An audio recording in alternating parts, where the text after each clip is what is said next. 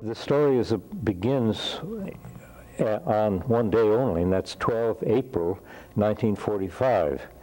And at that time I was lieutenant junior grade, the electronics officer aboard a Navy destroyer, which is a fairly large ship, like a football field long.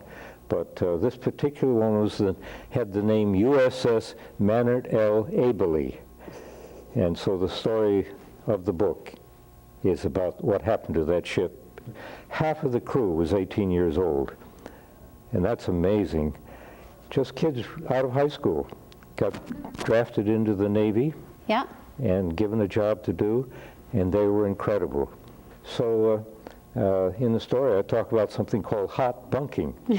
So when the watch changed, some people would get out of their bunks and go up on watch, and the other people who were going off watch would crawl back into that bunk, which was still hot.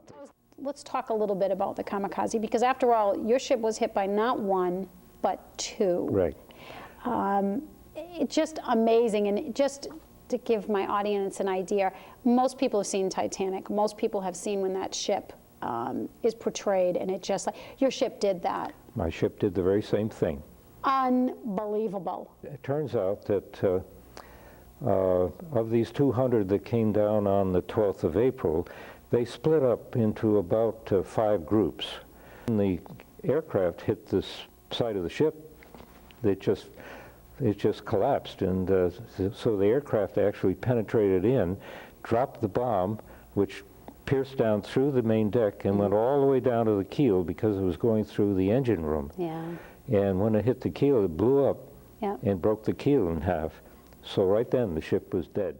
I really encourage people to read the book. I enjoyed it so much. There's letters from wives. There's stories about the ice cream, the mail bag. It really gives you a sense of what was happening at that time from a personal point of view. There are no real big heroes or villains. I cannot thank you enough for writing it. Thank you. People need to see history from many views.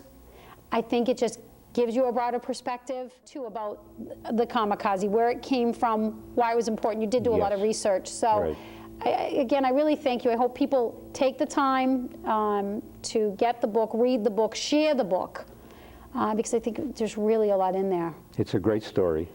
And you lived it. I lived it. That's the important part. Have a wonderful week, Worcester.